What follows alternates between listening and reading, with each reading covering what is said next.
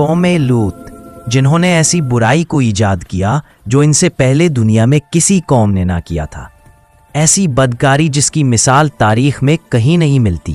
اس قوم نے ایسا کیا کام کیا تھا اور ان کا کیا انجام ہوا؟ حضرت لوط علیہ السلام اللہ کے ایک برگزار نبی تھے۔ آپ کے والد کا نام ہاران تھا جو تاریخ کے بیٹے تھے۔ آپ کی پیدائش عراق کے قدیم شہر اور میں ہوئی تھی۔ اس شہر میں ابراہیم علیہ السلام کا مسکلس کے والد ہاران حضرت ابراہیم کے سگے بھائی تھے، یعنی حضرت لوط علیہ السلام حضرت ابراہیم کے بھتیجے تھے۔ کیونکہ حضرت لوط علیہ السلام کے والد ان کے بچپن میں ہی انتقال کر چکے تھے، لہٰذا حضرت لوط کو حضرت ابراہیم نے بیٹا بنا کر پالا تھا۔ آپ حضرت ابراہیم پر سب سے پہلے ایمان لانے والوں میں شامل ہیں۔ آپ حضرت ابراہیم کے زمانے میں اہل صدوق کی رہنمائی کے لیے نبوت کے منصب پر فائز ہوئے۔ حضرت لوط کے بہت سارے معجزے تھے۔ آپ جس وقت بارش کے لیے دعا کرتے تھے تو آسمان بادلوں سے بھر جاتا اور خوب بارش ہوتی تھی۔ حضرت لوط جس پتھر پر سر رکھ کر سوتے، اس پتھر پر آپ کے سر مبارک کا نشان بن جاتا تھا۔ صدو وہ علاقہ تھا جہاں لوط علیہ السلام مبعوث فرمائے گئے۔ صدو کے آس پاس 5 نہایت ہی خوبصورت شہر آباد تھے، جن میں سے ہر ایک کی آبادی 1,00,000 نفوس سے زیادہ تھی۔ یہ علاقہ نہایت ہی سرسبز اور شاداب اور قدرت کی فیاض کا حسین شاہکار تھے۔ یہاں باغات کی کثرت تھی، لہلہاتے کھیت یہاں کی ضرورت سے کہیں زیادہ تھے۔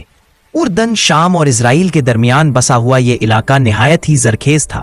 وہاں طرح طرح کے اناج، پھل، میوے بکثر پیدا ہوتے تھے، اور یہی وجہ تھی کہ آس پاس کی بستیوں کے لوگ بھی اپنی معاشی اور غذائی ضرورت کے لیے ان بستیوں کی طرف آتے تھے۔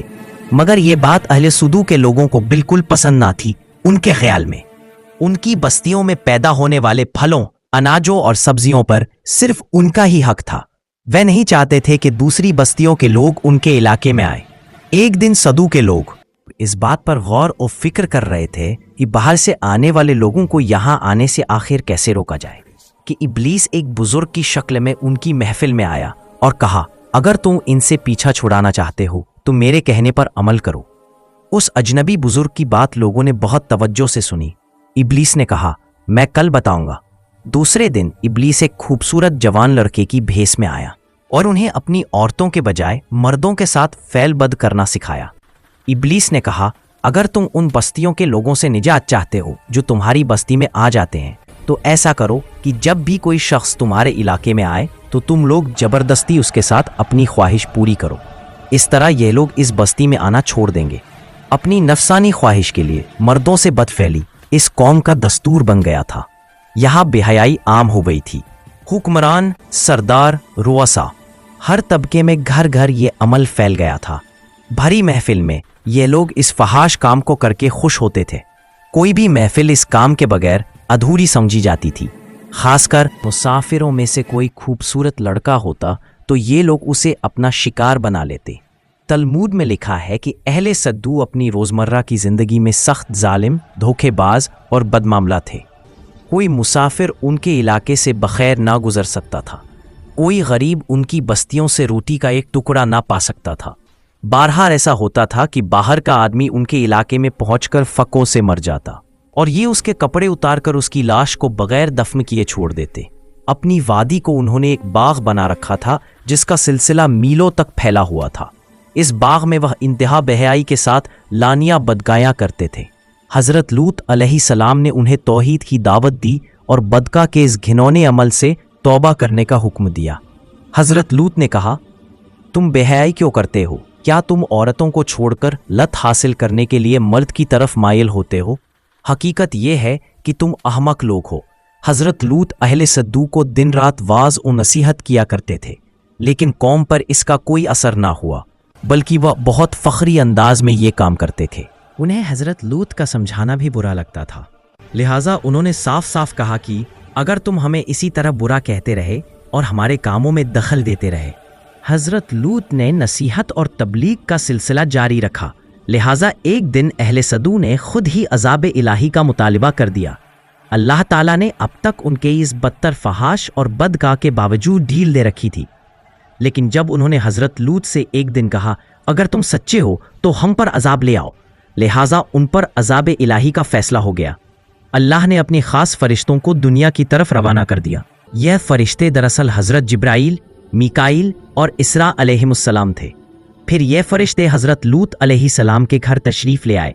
हजरत लूत ने जब उन खूबसूरत नौमर लड़कों को देखा तो सख्त घबराहट और परेशानी में मुब्तला हो गए। उन्हें खतरा महसूस हुआ कि अगर उनकी कौम के लोगों ने इन्हें देख लिया तो ना जाने वो इनके साथ क्या सलूक करेंगे। हजरत लूत की बीवी का नाम वायला था। उसने आप पर ईमान ना लाया था। वह दरअसल मुनाफिकात थी और काफिरों के साथ थी। लिहाजा उसने जाकर अहले सदू को यह खबर दे दी कि लूत के घर नौजवान लड़के मेहमान ठहरे हुए हैं। यह सुनकर बस्ती वाले दौड़ते हुए हजरत लूत के घर पहुंचे। हजरत लूत ने कहा, ए कौम, ये जो मेरी कौम की लड़कियां हैं ये तुम्हारे लिए जायज और पाक है। अल्लाह से डरो और मुझे मेरे मेहमानों के सामने रुसवा ना करो। क्या तुम में से कोई भी शास्त आदमी नहीं? हजरत लूत की बात सुनकर वो लोग बोले, तुम बखूबी वाकिफ हो कि हमें तुम्हारी बेटियों से कोई हाजत नहीं और जो हमारी असल चाह है उससे तुम भी बखूबी वाकिफ हो। कौम लूत के इस बेशर्माना जवाब से अंदाजा लगाया जा सकता है कि वह फेल बद में किस हद तक मुब्तला हो चुके थे। जब हजरत लूत अलैहिस्सलाम की कौम उनके घर की तरफ दौड़ती हुई आई तो हजरत लूत ने घर के दरवाजे बंद कर दिए और उन नौजवानों को एक कमरे में छुपा दिया। उस बदकिरदार लोगों ने आपके घर का घेराव कर लिया था और उनमें से कुछ घर की दीवार पर भी चढ़ने की कोशिश कर रहे थे। हजरत लूत अपने मेहमानों की इज्जत के ख्याल से बहुत ज्यादा घबराए हुए थे। फरिश्ते ये सब मंजर देख रहे थे। जब उन्होंने हजरत लूत अलैहिस्सलाम की बेबसी और परेशानी का आलम देखा तो हकीकत से पर्दा उठाते हुए यूं फरमाया, ए लूत, हम तुम्हारे रब के भेजे हुए फरिश्ते हैं। ये लोग हरगिज़ तुम तक नहीं पहुंच सकेंगे। अभी कुछ रात बाकी है तो अपने घर वालों को लेकर चल दो और तुम में से कोई शख्स पीछे मुड़कर ना देखे। अहले सद्दू हजरत लूत के घर का दरवाज़ा तोड़ने पर लग गए थे। लिहाजा हजरत जिब्राइल अलैहिस्सलाम ने घर से बाहर निकलकर अपने पर का एक कोना उन्हें मारा, जिससे उन सब की आंखों के ढेले बाहर निकल आए और पसारत जाती रही। ये खास अजाब उन लोगों को पहुंचा जो हजरत लूत के पास बदनियती से आए थे। हजरत लूत अलैहिस्सलाम हकीकत हाल जानकर मुतमईन हो गए और अपने घर वालों के साथ रात ही को निकल खड़े हुए। बीवी भी उनके साथ थी, लेकिन कुछ दूर जाकर वह वापस अपनी कौम की तरफ पलट गई और कौम के साथ जहन्नम रसीद हो गई। सुबह का आगाज हुआ तो अल्लाह के हुक्म से हजरत जिब्राइल ने बस्ती को अपने पर से उखाड़ दिया और फिर उसे अपने बाजू पर रखकर आसमान पर चढ़ गए। यहाँ तक कि आसमान वालों ने बस्ती के कुत्तों के भौंकने और मुर्गों के बोलने की आवाजें सुनी। फिर उस बस्ती को जमीन पर दे मारा, जिसके बाद उन पर पत्थरों की बारिश हुई। हर पत्थर पर मरने वालों का नाम लिखा हुआ था। जब ये पत्थर उन्हें लगते तो सर चकनाचूर हो जाते। सुबह सवेरे शुरू होने वाला ये अजाब इशराक तक पूरी बस्ती को नस्त-नाबूद कर चुका था। कौमे लूत की उन खूबसूरत बस्तियों को अल्लाह ने एक इंतहा बदबूदार और सियाह झील में तब्दील कर दिया, जिसके पानी से रहती दुनिया तक कोई फ़ायदा नहीं उठाया जा सकता। समुंदर के इस खास हिस्से में कोई जानदार, मछली, मेंढक वगैरह जिंदा नहीं रह सकते। इसलिए इसे डेड सी यानी बहरे मुर्दार कहा जाता है, जो इसराइल और उर्दन के दरमियान वाक़ है। माहिरीन आसार ने 10 सालों की तहकीक और जुस्तजू के बाद उस तबाहशुदा शहर को दरियाफ्त किया था। तहकीकात से पता चला था कि उस शहर में ज़िंदगी बिल्कुल ख़त्म हो चुकी है।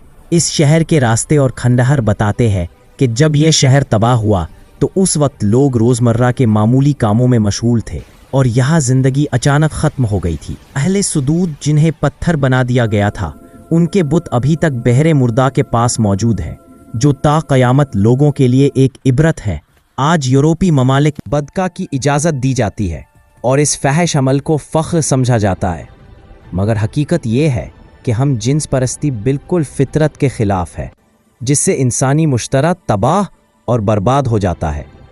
रिवायतों के मुताबिक एक मर्तबा हज़रत सुलेमान अलैहिस्सलाम ने शैतान से पूछा कि अल्लाह के नज़दीक सबसे बदतर अमल क्या है।